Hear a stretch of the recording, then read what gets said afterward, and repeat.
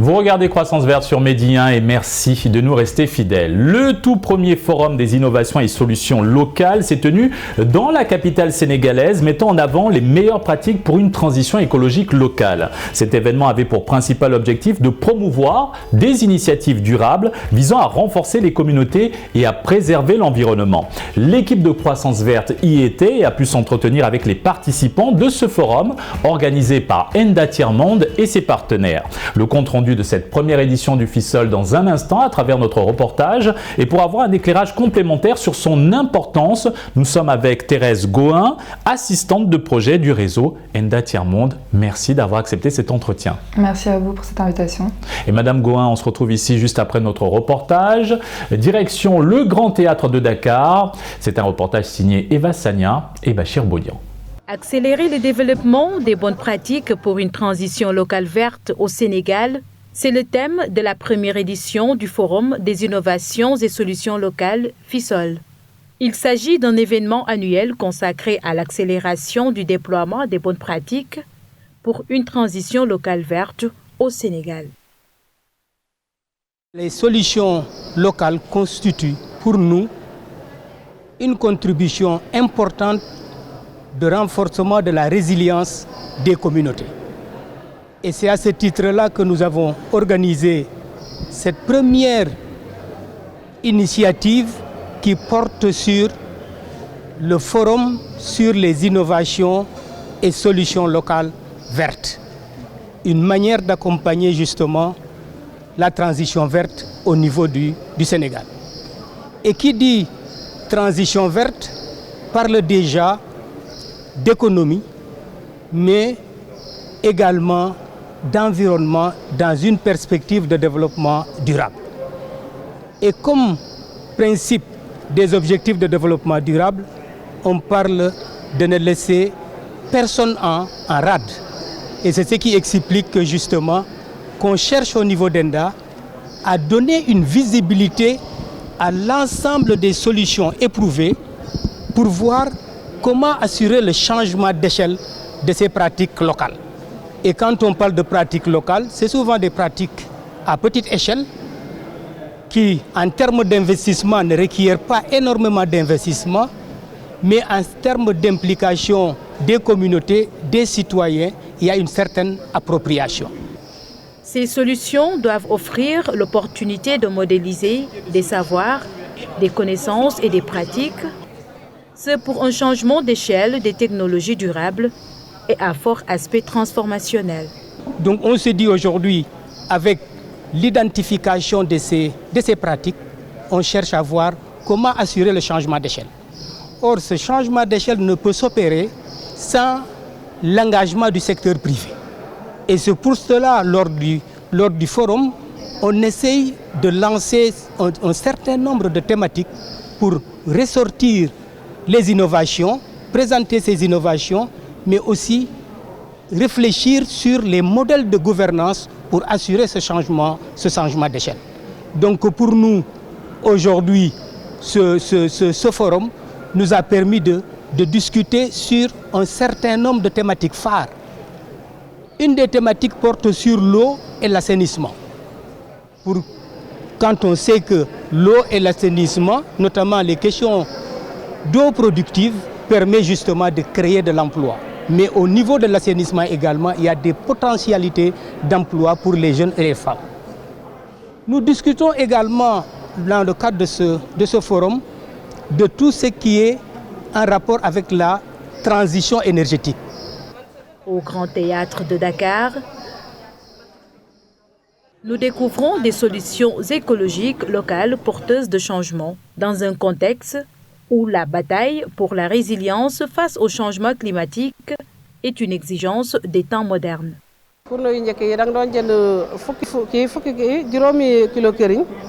Dans le Saloum d'où je viens, nous utilisons ces fourneaux améliorés. Et grâce à cette nouvelle méthode, nous sommes en sécurité sur le plan économique et sanitaire. Nous utilisions auparavant une bonne quantité de charbon ou de bois pour la cuisson.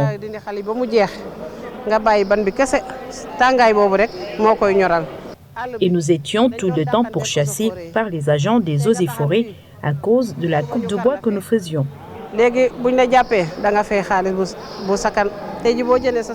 aujourd'hui, nous sommes très fiers de ce que nous avons, car nos enfants et nous sommes très soulagés et menons une vie plus paisible maintenant.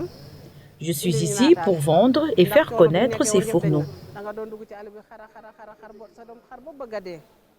Face à cette situation, l'éco-construction serait un moyen propice pour réduire la menace environnementale.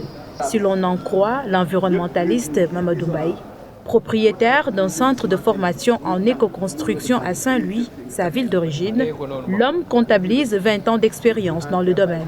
Il fait des bâtiments à base d'argile, de terre et d'herbe.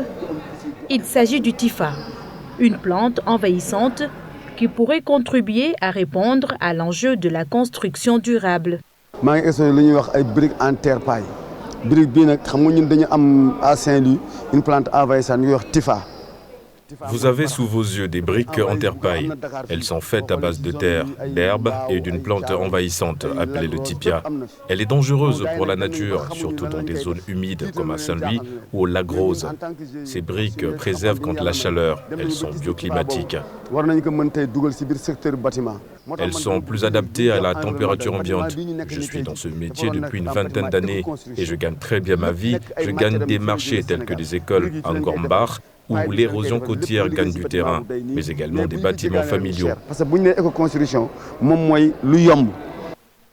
Durant 4 jours, les stands de ces champions de l'innovation locale sélectionnés ont rivalisé d'impact, qu'il s'agisse des domaines de la souveraineté alimentaire, de l'énergie durable, entre autres.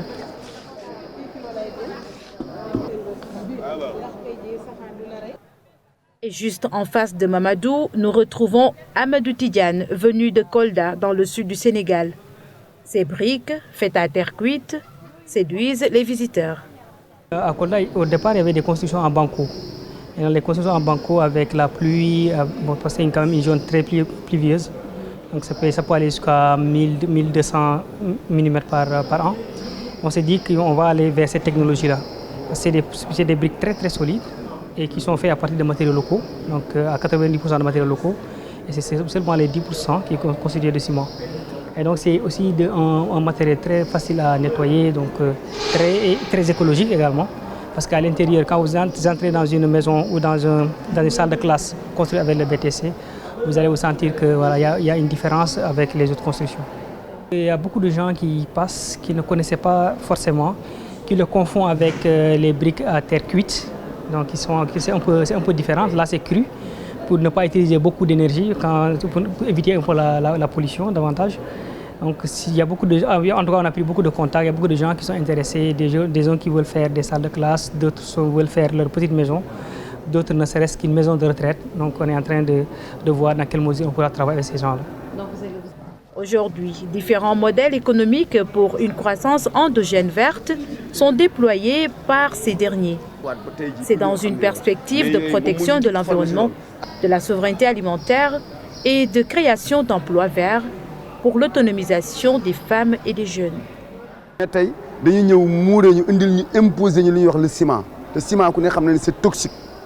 Je milite pour une éco-construction car c'est le meilleur moyen de préserver la nature.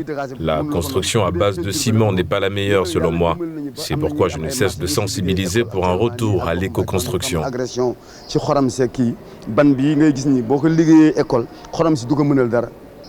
Le FISOL 24 est un espace unique d'échange, d'apprentissage et de promotion des solutions vertes locales. Organisé par Enda Tiers-Monde en partenariat avec le programme de microfinance du Fonds pour l'environnement mondial, ce forum vise à catalyser des actions durables qui renforcent la résilience des communautés et protègent notre environnement. Quels sont les systèmes de production durable qu'on doit promouvoir aujourd'hui pour assurer la sécurité alimentaire, qui devient aujourd'hui une préoccupation. Ça a été déjà une préoccupation, mais ça l'est encore plus aujourd'hui, et que le gouvernement, il faut se féliciter, il faut saluer également cette initiative du gouvernement qui est en train de faire des réformes dans le secteur de l'agriculture pour arriver justement à la souveraineté alimentaire. Au-delà de ces thématiques également, il y a une autre thématique sur l'entrepreneuriat pour l'autonomisation des jeunes et des femmes.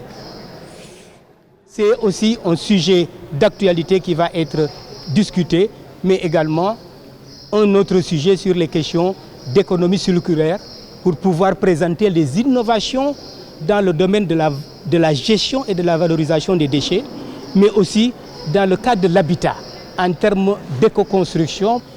FISOL veut ainsi apporter sa contribution à la protection de la planète à travers le déploiement urgent et accéléré des solutions vertes. Chaque citoyen est également invité à faire sa part à la promotion de la convivialité entre l'humain et la nature. Et nous sommes de retour sur le plateau de Croissance Verte avec Thérèse Gohin, assistante de projet du réseau ENDA Tiers-Monde. Madame Gohin, tout d'abord, c'était un forum riche en activités, expositions et panels de haut niveau. Qu'est-ce qui est ressorti de cette première édition du FISOL de manière générale ? Je dirais que cette première édition, c'était vraiment une réussite pour nous. On a été assez satisfaits de l'engagement et de l'engouement qu'il y a eu autour de cet événement-là. Donc on a eu vraiment une diversité de participants, à la fois des entreprises privées, mais aussi des organisations de la société civile, des représentants de l'État. C'était vraiment, donc pour nous, ça a été vraiment une satisfaction. On a eu des échanges assez riches donc autour de différents panels donc sur différentes thématiques des innovations locales. On a eu également des animations culturelles avec des artistes sénégalais qui vont un peu amener de l'ambiance dans cet événement-là. Et aussi donc les expositions avec toutes ces solutions locales, donc avec la présentation de leurs produits, de leurs services. Donc pour nous, ça a été vraiment une grande satisfaction. À présent, quelles sont les principales recommandations issues des discussions et panels auxquels ont pris part les participants ? Donc pour rappel, cet événement-là, on a eu 6 panels principaux donc, qui ont été évoqués tout à l'heure. On a notamment parlé des questions d'eau, d'hygiène d'assainissement, de système alimentaire durable, aussi des questions d'économie circulaire, d'autonomisation économique des femmes, également de la question du financement vert. Et donc je dirais que les principales recommandations qu'il y a eu, c'était surtout par rapport à la question de la mise à l'échelle de toutes ces innovations locales, parce qu'on sait que c'est des solutions qui sont toujours développées à petite échelle, au niveau des territoires, mais l'idée c'est vraiment que ces solutions-là soient essaimées et prennent plus d'ampleur au niveau du Sénégal. Et du coup ces recommandations elles ont touché à cette question-là de la mise à l'échelle. Donc on a parlé de l'importance par exemple de créer d'autres espaces comme celui de ce forum d'échange et de synergie entre les acteurs pour la mise à l'échelle de ces solutions. On a aussi parlé de l'importance du plaidoyer, de faire un plaidoyer auprès de l'État pour qu'ils considèrent, qu'ils prennent plus au sérieux ces solutions-là. On a parlé aussi de l'importance de l'éducation, d'intégrer certains concepts dans les curricula, dans le système éducatif. Par exemple, la question de l'économie circulaire, qui est vraiment en fait un modèle économique à part entière qui souhaite passer d'un modèle linéaire à un modèle circulaire. Donc c'est tout un changement de mentalité. Donc vraiment, c'est important de la sensibilisation des gens sur ces nouvelles questions. On a aussi parlé donc, de l'importance de d'essaimer ces initiatives à l'échelle des territoires. Et donc pourquoi pas répéter ce forum-là pour les prochaines années, plus à Dakar, mais au niveau des territoires. Pouvez-vous nous en dire plus sur la cérémonie des chambres FISOL et des lauréats de cette édition ? Oui, donc on a souhaité un peu remercier et mettre en avant les solutions qu'on a jugées vraiment les plus innovantes et les plus intéressantes à partager. Et donc on a fait cette remise de prix. Parmi les lauréats, donc il y avait un peu une diversité de solutions. On avait à la fois par exemple des groupements de femmes qui font la valorisation et la transformation des produits locaux, qui fabriquent des produits quand même assez innovants. Par exemple, on a des tiakris à base de mangue, vraiment ces fruits-là qui ne sont pas toujours valorisés comme ils le devraient. On a aussi des entreprises, par exemple l'entreprise Récuplast, qui elle fait de la transformation de la valorisation des déchets plastiques, sachant qu'au Sénégal aujourd'hui on n'a que 8% des déchets plastiques qui sont transformés. Et ils font des matériaux vraiment innovants, par exemple des plaques thermocompressées qui pourraient être utilisées vraiment dans le secteur du bâtiment et du logement et aussi dans le domaine de la menuiserie, donc à la place du bois. Donc c'est vraiment un matériau qui est très intéressant. Voilà, on a eu aussi dans le domaine de l'économie circulaire, on a parlé un peu de certaines innovations locales au niveau des communautés. Par exemple, il y a les zones écologiques communautaires qui sont des sites où à la fois on fait du recyclage, on fait du tri des déchets, mais aussi on fait de la sensibilisation, de la formation sur l'agroécologie notamment. Et voilà, c'est vraiment des espaces où on forme les communautés sur des solutions innovantes, plus respectueuses de l'environnement. Madame Goin, éclairez-nous sur les différentes organisations et partenaires qui ont contribué à l'organisation de cet événement. Donc, pour cet événement, on a eu la chance vraiment d'avoir une diversité de partenaires qui nous ont appuyés et accompagnés pour cet événement-là. Donc, on a eu notamment le CEAS, donc le Centre écologique Albert Schweitzer, qui est une ONG suisse, qui est très engagée dans la question environnementale, qui nous a apporté aussi ses experts pour la participation au panel. On a eu également donc, la GIZ, donc la coopération allemande, le programme NDEV, ainsi que donc, l'Union européenne qui nous a financé en grande partie l'événement. À présent, Madame Goin, comment les organisations participantes à ce forum peuvent-elles capitaliser cette expérience afin d'accélérer la transition écologique au niveau local d'abord et continental ensuite? Je dirais que les éléments de capitalisation importants, c'est vraiment cette idée qu'une plateforme comme celle du FISOL, donc vraiment de créer une synergie d'acteurs autour de ces questions, donc qu'il y a à la fois le privé, mais aussi les solutions locales et les acteurs étatiques qui se rassemblent. Cette idée-là de vraiment créer plusieurs espaces d'échange pour aussi que ces communautés-là fassent entendre leur voix. Je pense que ça, c'est un élément de capitalisation important.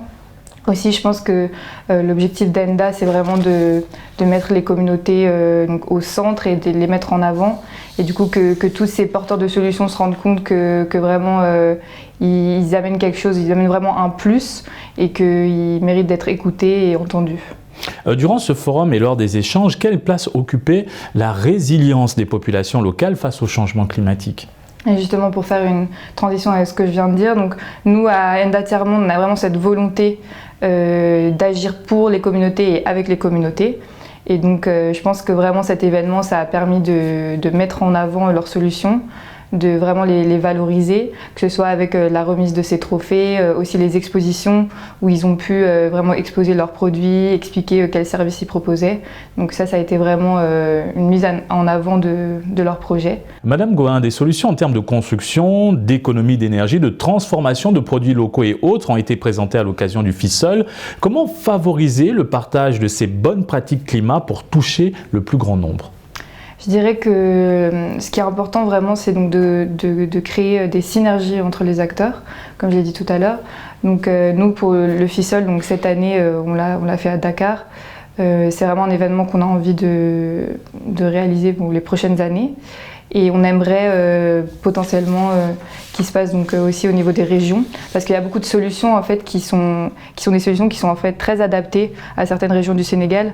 Par exemple, quand on parle de la question de l'éco-construction et des maisons bioclimatiques, c'est des maisons qui sont très adaptées dans des contextes de forte chaleur, et on pourrait aussi créer des bâtiments, par exemple des hangars de stockage, parce que le stockage dans le domaine agricole, c'est quelque chose qui est un peu problématique, qui pose problème dans les zones les plus chaudes.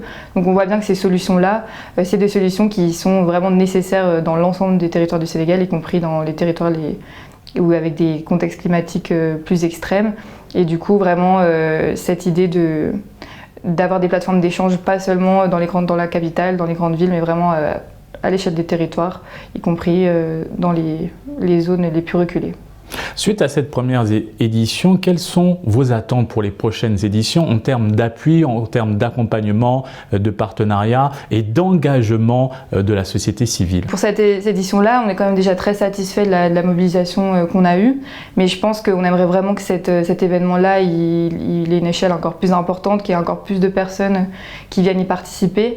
On a vraiment envie de mobiliser un maximum d'acteurs autour de ces questions-là, que ce soit des organisations de la société civile qui sont engagées sur l'ensemble des thématiques qu'on a abordées, mais aussi même des consommateurs, des personnes qui n'ont pas forcément un lien direct avec ces questions-là. Vraiment, on vise la sensibilisation de l'ensemble de la population sur les questions environnementales et du coup de montrer qu'il y a des solutions qui existent et que vraiment il faut que tout le monde se mobilise pour pouvoir les mettre à l'échelle.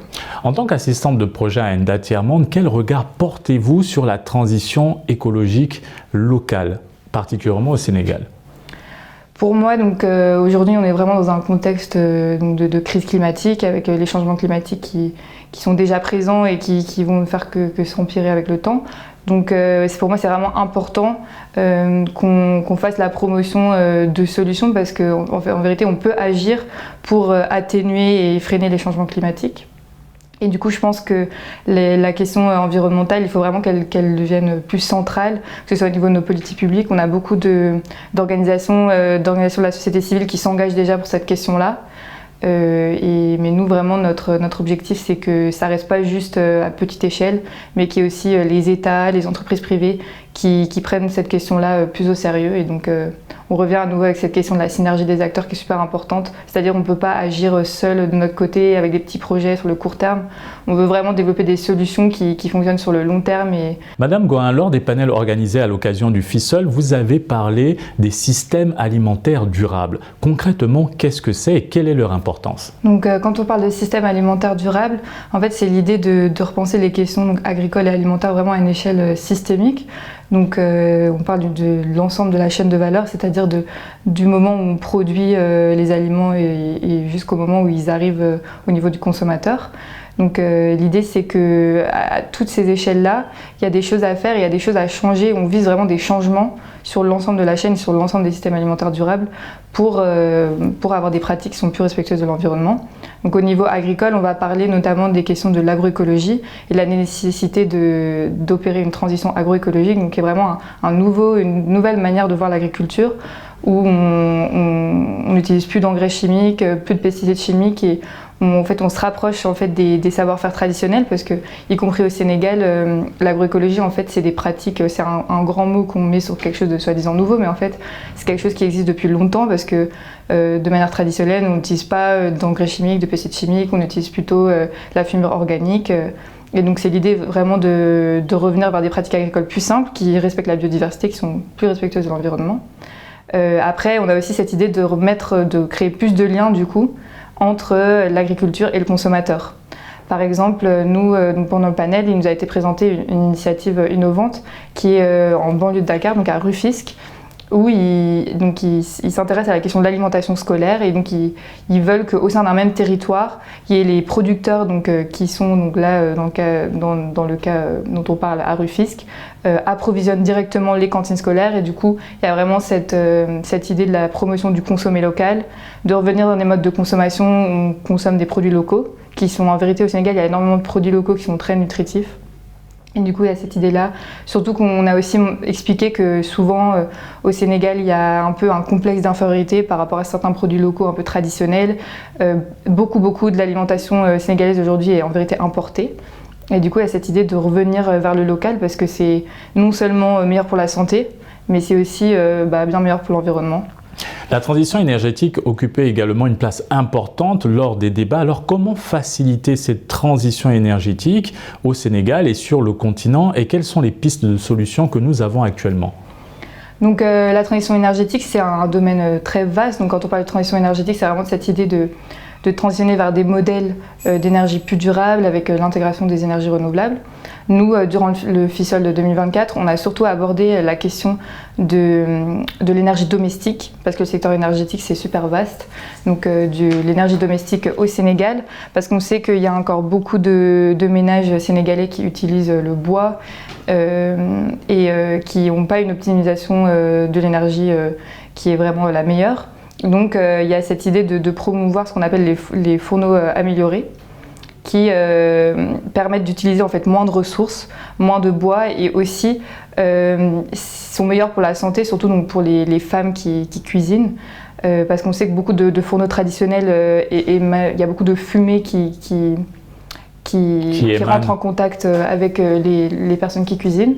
Et du coup, ces foyers-là, ils ont une gestion plus optimisée à la fois d'utilisation d'énergie, mais aussi ils limitent l'exposition aux fumées. Et en fait, c'est vraiment un secteur qui se développe, un secteur commercial qui crée beaucoup d'emplois aussi, parce qu'on a vu qu'au niveau des territoires, il y avait vraiment des filières qui se créaient de la production de ces fourneaux améliorés. Et du coup, c'est à la fois une solution qui est plus respectueuse de la santé et de l'environnement, mais aussi qui, au niveau économique, peut créer de l'emploi au niveau des territoires.